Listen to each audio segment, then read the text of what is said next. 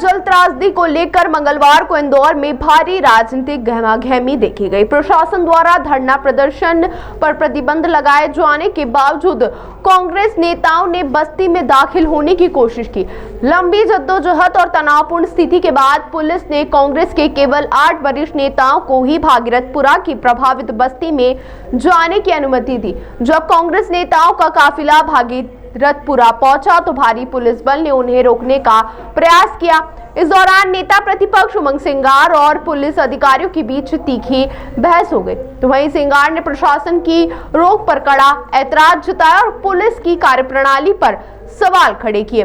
काफी देर तक चले हंगामे के बाद प्रशासन ने सीमित संख्या में नेताओं को अंदर जाने दिया, जहां उन्होंने पीड़ित परिवारों से मुलाकात कर उनका हाल जाना। तो वहीं बस्ती में पहुंचने के बाद प्रदेश कांग्रेस अध्यक्ष जीतू पटवारी ने सरकार और स्थानीय प्रशासन पर कड़ा प्रहार किया। उन्होंने आरोप लगाया कि सरकार अपनी विफलताओं और पापों को छुपाने के लिए कांग्रेस को जनता से मिलने से रोक रही है।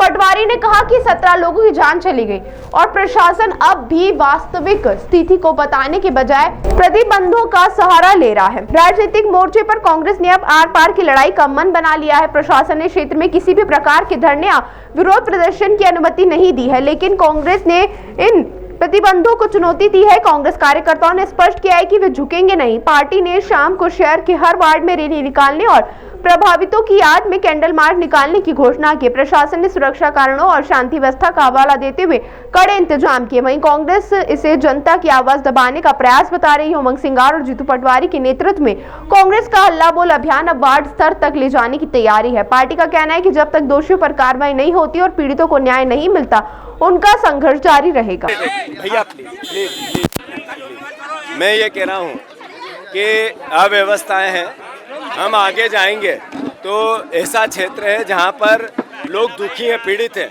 और हम उनसे बात करने जाएंगे तो उनके साथ और अन्याय होगा।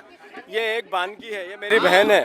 इनने कहा है कि मेरे पिताजी साग सब्जी का व्यापार करते थे और हैजे से मर गए, उल्टी दस्त से मर गए। ऐसे में बहन ने कहा कि भैया हमारा कोई पालन पोषण करने वाला नहीं है, हमारे परिवार की हत्याएं हुई, सरकार और जगह तो 1-1 करोड़ रुपए मुआवजा देती है और हमारी जान की कीमत 2 लाख रुपए। मैंने गलत तो नहीं कहा भाई?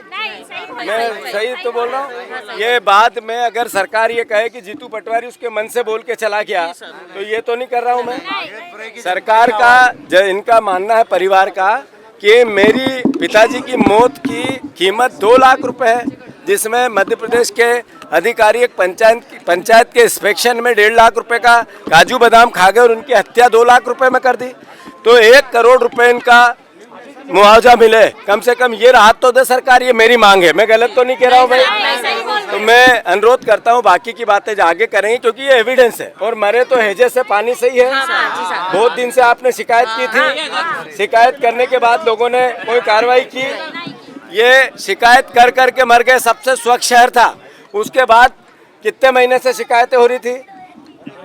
3-4 साल से शिकायत चल रही है। 2-3 साल से शिकायत चल रही है। आप बताओ भैया, यहाँ के कौन नहीं बोल पा रही बहन? तो कोई नहीं बोलो, मैं गलत हूँ? अच्छा बच्चा है, कितने दिन से शिकायत हो रही थी? मैं हर दिन एक कंप्लेंट हमारे यहाँ से हर दिन जाती थी एक कंप्लेंट। चेंबर चौक रहता था, चेंबर की कोई सफाई नहीं हो रही थी। मेरे घर घर जाने का मन है, पर ये अव्यवस्थाओं के कारण जाएंगे और फिर ये हमारे पे आरोप लगाएं कि जीतू पटवारी ने ऐसा कर दिया। तो मैं एक बानगी मान के फिर आऊंगा वापस अकेला। तो मेरी बहन ने कहा कि इनकी सबकी मांग है कि 2 लाख रुपए जान की कीमत नहीं हो सकती, और पहले जिनने हत्या की उन पे मुकदमे होने चाहिए, जिनने गड़बड़ करी उन पे कार्रवाई होनी चाहिए कि नहीं? केवल लिपापोती ऐसा है, ये क्लियर हो गया कि ये सरकारी हत्याएं हैं और 30 से ज़्यादा हत्याएं हुई है। सरकार आंकड़े छुपा रही है। 1 करोड़ रुपए मुआवजा दो और दोषियों को सजा मिले। जो मंत्री है वो नैतिक जिम्मेवारी ले और वो इस्तीफा दे। बस अभी कांग्रेस की, अभी आगे बात करते हैं।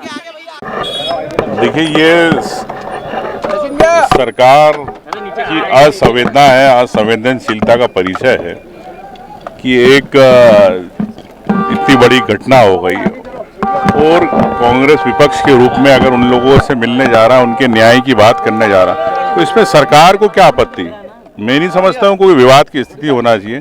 बड़ी शर्म की बात है, पूरा इंदौर देख रहा है कि किस प्रकार से भारतीय जनता पार्टी प्रशासन का दुरुपयोग कर रहा है। और हम सबसे बात करेंगे उनको न्याय मिल रहा है कि नहीं सरकार से, उनको अधिकार जो उनके थे, जिनके आज घर के चिराग बुझ गए, उनको लेके मैं समझना चाहता हूं। और अगर वास्तविकता को लेके अगर हम लोग नहीं समझेंगे तो क्या सरकार क्या मनमानी करेगी? इंदौर के अंदर मनमानी नहीं होने देंगे भारतीय जनता पार्टी।